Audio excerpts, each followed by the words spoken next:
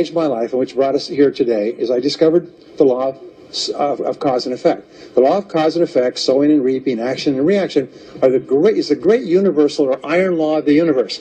What it says is that everything happens for a reason, is that there are no causeless effects, is that even if we don't know what is causing the effect, we trace it back. It's the basis of the scientific process, of all medical research, of all marketing, of all business, is if you can define an effect that you want, you can trace it back and find somebody who at one time did not have that effect, and then find out what they did, and then do the same things, and you eventually get the same results.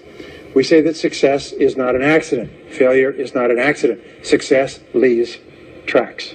So if you just follow the tracks of other successful people, no matter where you're starting from, you eventually get to the same place that they get. Well, this was a shocker for me because, and I learned later in psychology, by the way, that one of the two most important things we need to have to be happy and healthy is a sense of control, a feeling that we are in control of our lives, that things are happening for a reason, and a sense of coherence, a feeling that things fit together.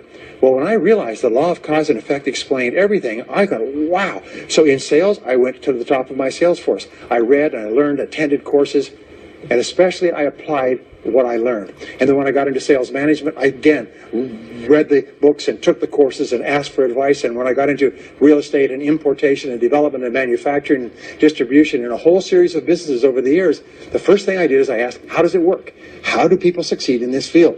And then I buried myself and immersed myself. I spent hours and hours and hours studying, and then I did what the most successful people did. Interesting point. We say that nature is neutral.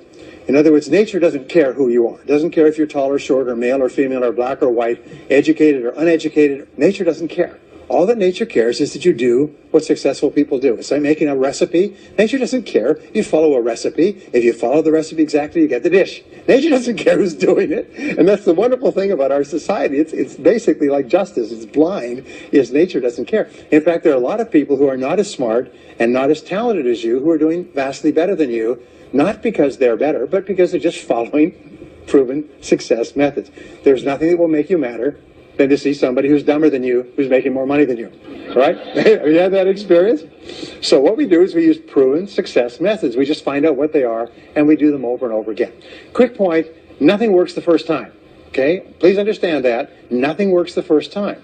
What is the average number of times that a person tries with a new goal before they give up? Can you guess? Well, the average is less than one, because most people give up before they try even once.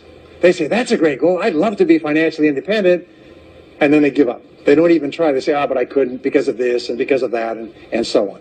And then they move away to a wonderful place called Someday I'll.